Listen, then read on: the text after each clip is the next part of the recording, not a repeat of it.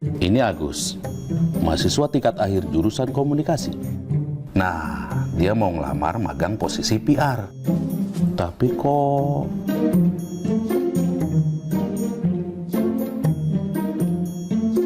kemasan diri itu penting, Gus.